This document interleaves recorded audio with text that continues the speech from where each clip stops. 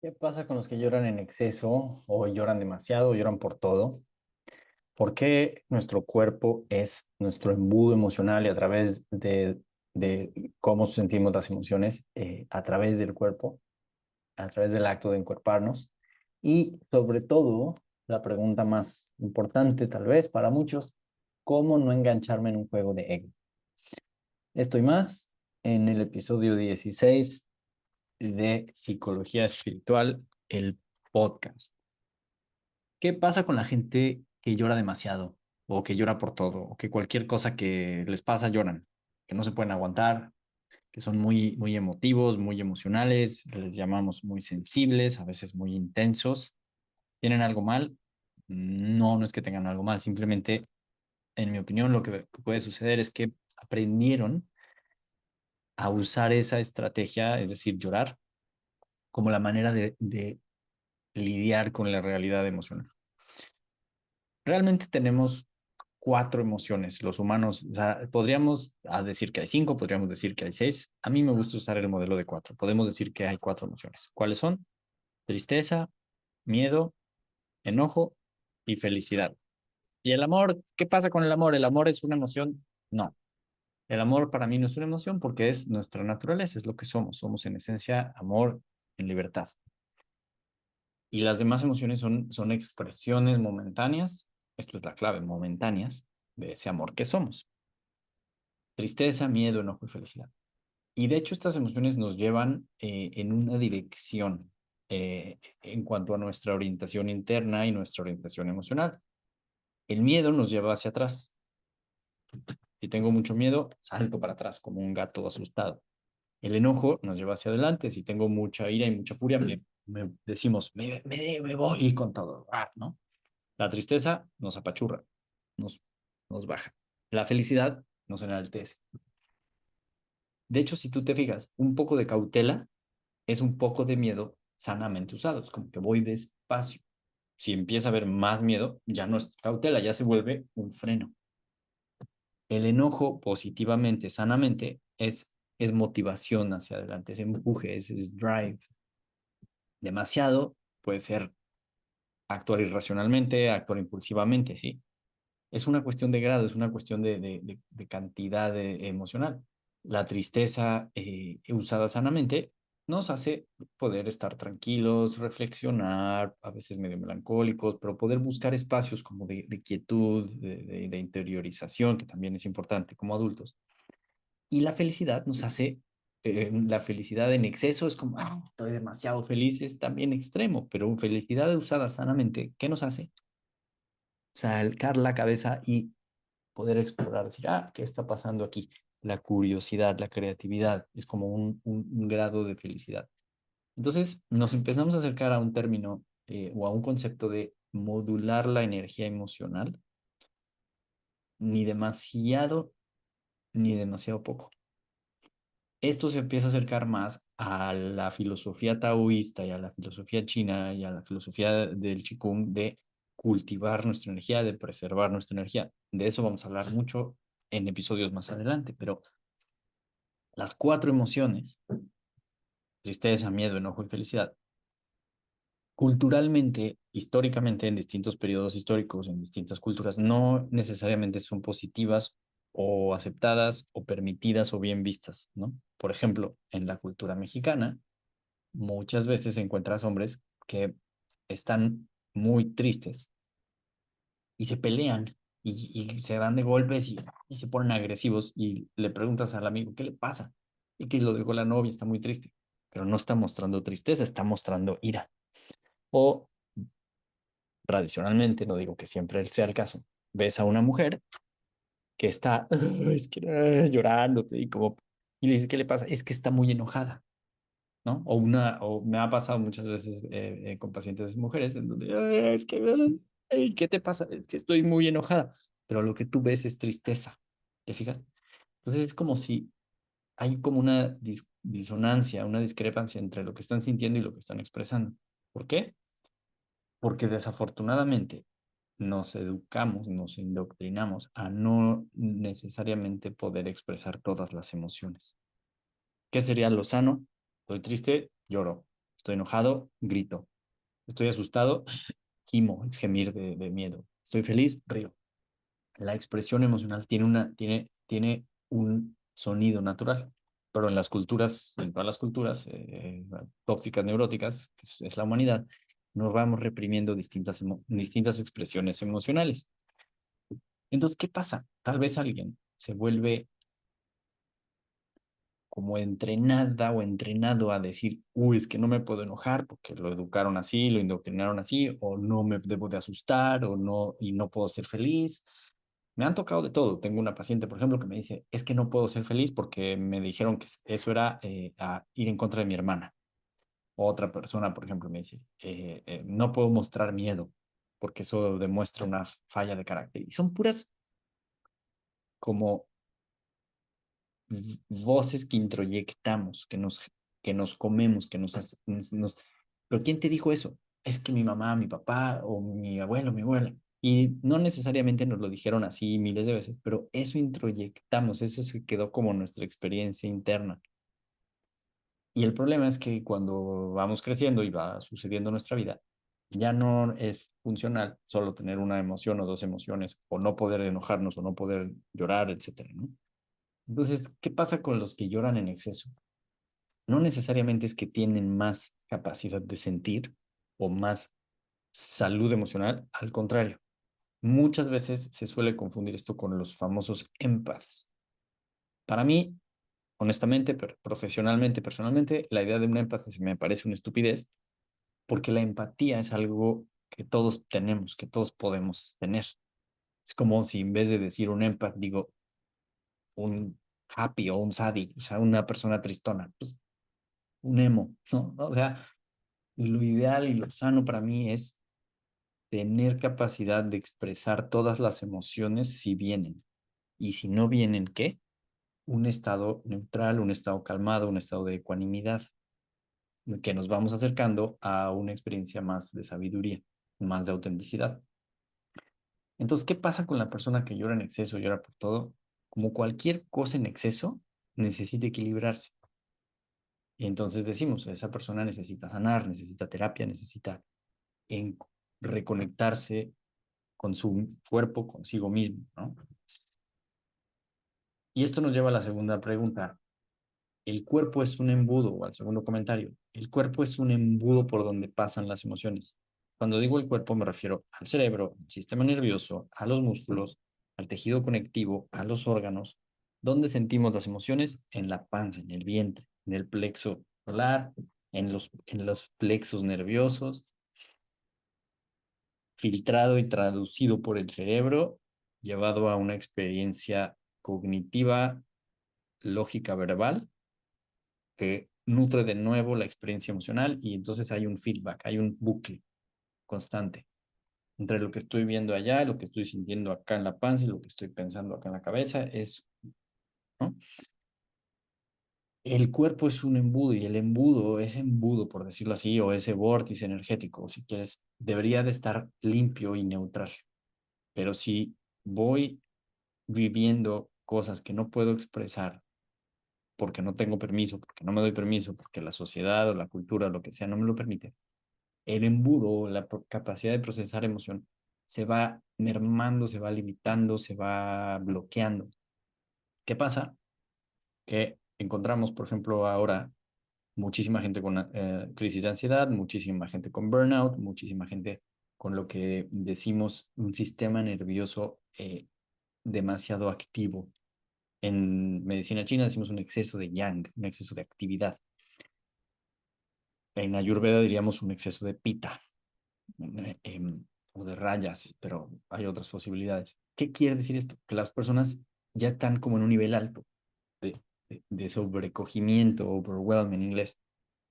Suele ser miedo no expresado, terror no expresado, estrés postraumático, sobre todo después de la pandemia o después de gente que vive situaciones. Por ejemplo, tengo una paciente que es corresponsal de noticias y está así wired, obviamente, por su tipo de trabajo.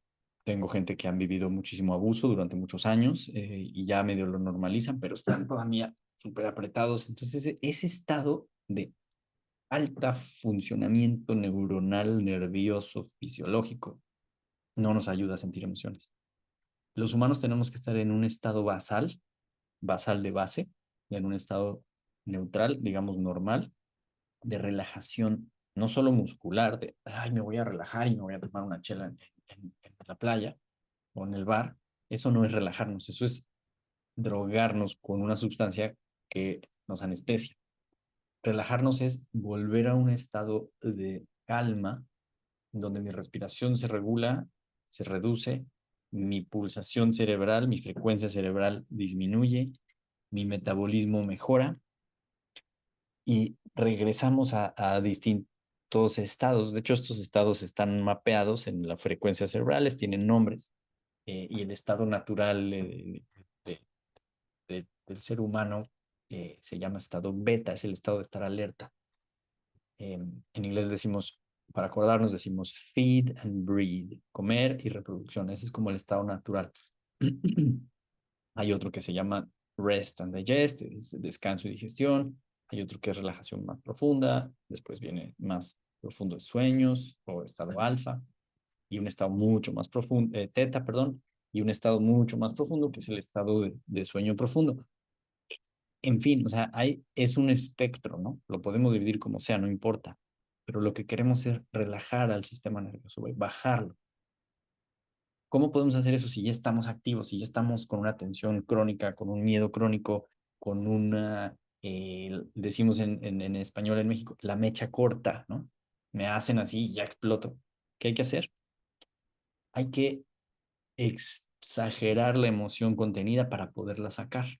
¿En dónde? En un espacio sagrado, protegido, privado de terapia, en donde se puede gritar y patalear y de una manera controlada expresar ira, expresar miedo, expresar dolor, expresar culpa, vergüenza, lo que sea, como para desatorar. Y entonces el cuerpo, de una manera espontánea, natural, automática y sumamente sabia, vuelve a un estado natural. Y me preguntan, ¿pero cómo le hago? Dime cómo le hago. Ve a terapia, toma terapia. O sea, no hay como paso uno, paso dos, paso tres. O sea, porque depende de lo que te está pasando en ese momento y a veces necesitamos ayuda de un terapeuta entrenado para saber, porque nosotros no nos damos cuenta de qué estamos sintiendo a veces. Y estamos tan sobrecogidos que no sé qué me pasa. Y a veces el terapeuta te va a como ayudar a ver qué tal si puede ser miedo, puede ser enojo, puede ser. Y a veces esa pequeñita ayuda te ayuda a desatorar. Entonces, en mi experiencia es algo que desafortunadamente al principio no podemos hacer solos. Ya después con práctica y con experiencia, sí. Entonces, el cuerpo es un embudo. Y esto nos lleva a la tercera pregunta. Cómo no engancharme en un juego de ego? ¿Qué hago para no engancharme con una persona que, por ejemplo, mi jefe que me trae hasta la madre o yo qué sé, ve a terapia? ¿Por qué? Porque en terapia puedo sacar lo que tengo atorado y como generar más espacio emocional, más capacidad de actuar proactivamente y no reactivamente. ¿Qué quiere decir actuar reactivamente? Reaccionar. ¿Con qué? Con las emociones que traigo atoradas. Si yo traigo ira en el cuerpo, cualquier cosa que pase me va a enojar. Si yo traigo miedo en el cuerpo, cualquier cosa que pase me va a asustar. Y como no la veo, lo voy a proyectar al otro. Entonces, si alguien llega y hace ruido y yo traigo enojo no expresado, me voy a encabronar con esa persona y le voy a decir, es que no, ¿cómo tú? ¿Por qué haces eso? Y cuando en realidad el que trae enojo soy yo. O el otro, si me hace lo mismo la otra persona, ¿no? Y los seres humanos somos excepcionalmente buenos para no darnos cuenta cuando es nuestro tema, nuestra es la emoción. ¿Por qué? Porque duele. Y nuestro ego se ha diseñado, se ha creado a sí mismo, nosotros lo hemos creado para protegernos de ese dolor. Entonces es como si queremos sanar, pero lo que nos está enfermando es nuestro ego. Y queremos sanar usando el ego desde nuestro ego con nuestro ego, no podemos. Entonces necesitamos ahí ir a terapia o a donde sea que nos ayuden a funcionar de una manera diferente. otra manera que me gusta decirlo es, en vez de pensar, que nos ayude a sentir desde el cuerpo. Por eso se están poniendo de moda las terapias somáticas, el movimiento somático, que en la realidad es lo mismo que en años y décadas anteriores se ha llamado psicoterapia. Hay técnicas más efectivas y nuevas, sí, todo va evolucionando y va innovando, pero al final es lo mismo. Lo que queremos es encuerparnos. Entonces, ¿cómo hago para no engancharme? Si alguien hace algo y a mí me activa, me triggerea una emoción, si es rápido, si sucede rápido, lo primero que debería yo de decir es que esto es mío, no es del otro. Si fue así, rápido y muy grande la emoción, la reacción, lo normal sería decir es mío. El problema es que no se puede porque ya estamos en un estado de fight or flight. Entramos en un estado de alta activación. Generamos adrenalina, generamos cortisol, generamos nuestro cuerpo entra en un momento de pelea o huir y ya no tenemos pensamiento racional, ya no tenemos pensamiento crítico, ya no tenemos capacidad de perspectiva, empatía ni hablamos, ¿sí? Porque ya estamos activos a nivel interno, cerebral, neuronal, hormonal, para reaccionar a eso. ¿El problema cuál es? Que no podemos culturalmente, socialmente reaccionar de una manera. O sea, si alguien se porta mal contigo, no le puedes agarrar a golpes o no te puedes ir corriendo, porque hay consecuencias legales, ¿no?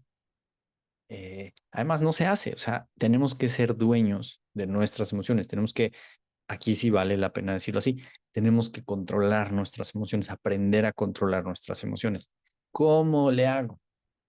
Ok, el problema es que las formas que yo sé toman tiempo y hay que repetir las mismas acciones muchas veces. No es algo de prender un switch o picar un botón y ya, poner un comando y ponerle enter. ¿Cómo le hago? Practicando meditación, practicando Qigong, limpiando mi energía, limpiando mi alimentación, desintoxicando mi cuerpo y mi mente. Entonces, ¿qué tengo que hacer? Ah, lo que ya sé, comer bien, dormir bien, hacer ejercicio, respirar bien. Esas son de cajón. Luego, ¿qué más? Siguiente nivel para mí, tener mis finanzas en orden, tener mis horarios en orden, no tener demasiado trabajo ni demasiado poco, ¿sí? Entonces ya se va complicando y ya vamos viendo que la vida es difícil. En tercer nivel, tener tiempo para autoobservarme, tener una práctica de meditación, de gratitud, de observación. Si te va bien, tener una práctica de manejar energía, como puede ser Qigong, o puede ser Kundalini Yoga, o puede ser Pranayama, bien hecho realmente, o chamanismo, pero realmente para mí las más aptas para hoy en día en general es el Qigong y una práctica meditativa. Y el problema es que ya el nivel, la cantidad de población que tienen acceso a esto se va reduciendo, porque la mayoría de ustedes y nosotros no comemos bien, no dormimos bien, no ejercitamos bien, no tenemos nuestras finanzas en orden, no tenemos nuestro tiempo en orden, entonces ya se va haciendo difícil. Así que hay que empezar desde abajo. Nadie te puede decir por dónde empezar, nadie te debe de decir por dónde empezar, ni nadie debería, en mi opinión, de tener eh, la responsabilidad de guiarte y de llevarte más que tú, porque al final el camino para mí es individual, lo vamos haciendo cada uno de nosotros. Entonces, este es como el gran problema de hacer lo que estoy haciendo en este momento, dar como consejos a una pantalla cuando hay gente que no conozco, ¿entiendes? Eh, Entonces, la responsabilidad es tuya y hay que ir poco a poco. ¿Cómo hacemos esto? Teniendo una visión científica. ¿Qué quiere decir eso? Voy a probar algo, tomarlo, entenderlo, hacerlo. Por ejemplo, unas clases de Qigong o unas clases de yoga o una dieta. A ver si me cae bien, a ver qué me pasa, a ver qué me hace. Explorar, observar, apuntar los efectos y entonces ya tengo un punto de partida, ya supe lo que me hizo esto. A lo mejor al otro le hizo otra cosa, pero a mí me hizo esto, ¿sí? Tenemos que ser empíricos, tenemos que ser científicos, buscadores de qué? De experiencias internas que nos hagan cambiar y transformarnos. Esa es otra clave. Hay que transformarnos.